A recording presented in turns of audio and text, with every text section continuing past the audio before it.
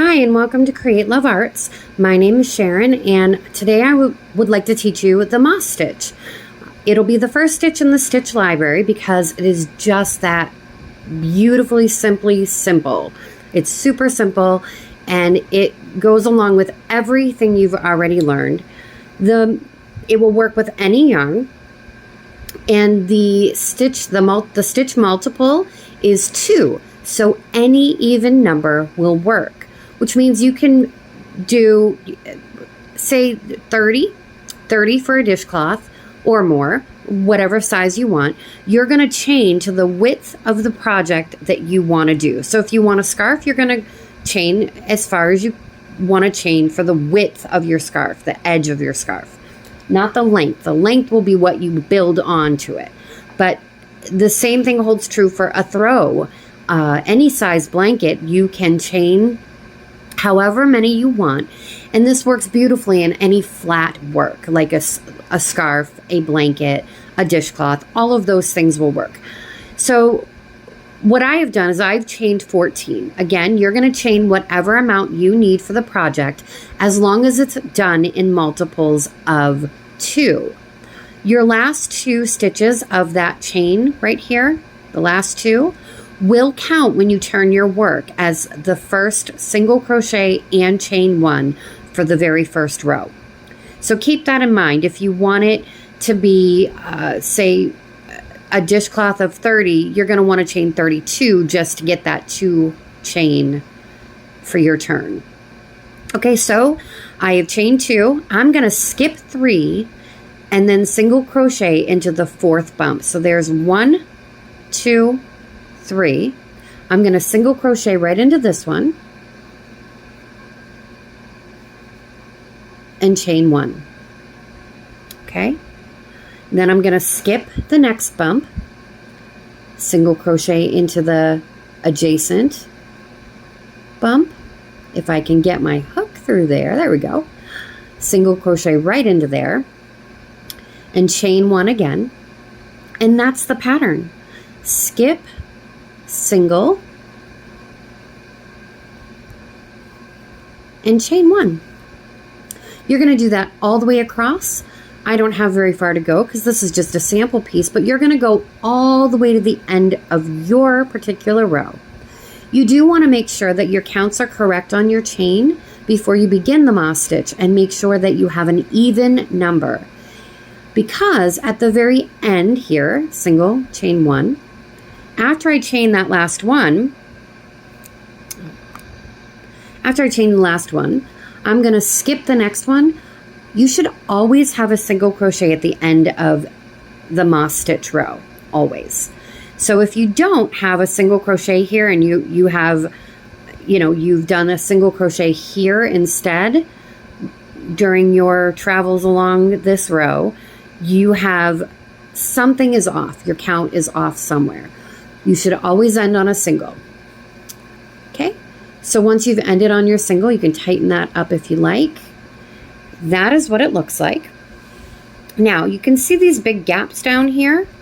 That's where your chain 1, your skipped stitches were.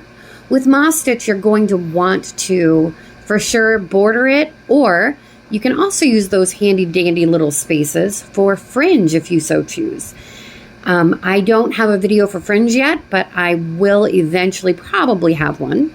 Otherwise, you can just look it up, and they're pretty easy to do. You just cut everything to all your yarn to the same length. You're going to hook it through here, and then you're going to do a little knot with it. So that's a great space to work for fringe. All right, so I'm at the end of my row. I've done a single crochet at the end. I'm going to turn my work. You're going to chain 2. That is going to count as your first single and chain 1 space.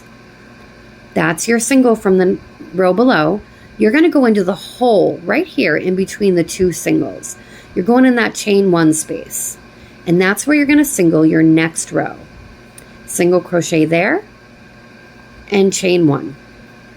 And then here again, we've got a single, a space, and a single. You go into the space and do your single crochet right there and chain 1 again. You're going to do that all the way down the row. That is literally the entire pattern. Single crochet, chain 1, skip 1, go into the space, single crochet again, and chain 1. You do that all the way down, each and every row. It is a great way to hone your tension skills and make sure that your counts are correct.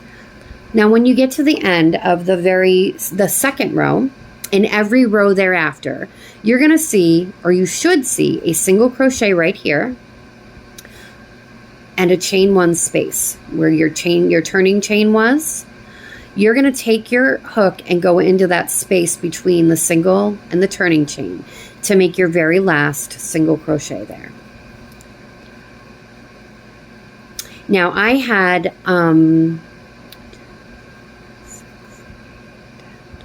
done 14. I have 12 actual counts here.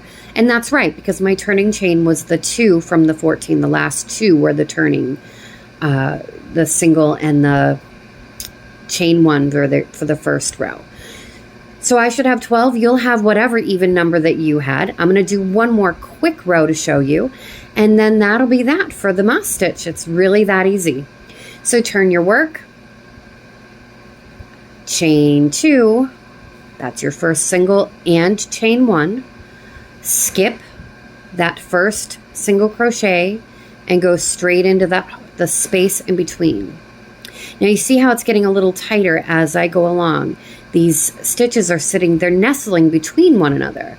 So it's a nice, very low hole stitch. There aren't very many gaps in it once you're done because you're working into those gaps, with the exception of this first row. And again, that's why you want to border it no matter what. And I'm just going in between each one. It's a nice repeat stitch that really doesn't take too much actual thought. Sometimes you can screw it up. I mean, it's definitely easy to screw it up. But if you just remember to skip the singles and go into the spaces between and always end in a single crochet, you are good to go. And that, my friends, is the moss stitch. And that will be our first for the stitch library. You can make this any width you want, and then you just run the length as long as you want to crochet or until you run out of yarn. So I hope that helps somebody pick a new stitch to play with, and I hope you all have a very great day. Please like and subscribe, and you can also follow me on Facebook at Create Love Arts. I try to post little tips and tricks and fun little things that you can look up or use for your own purposes. So thank you so much and have a great day.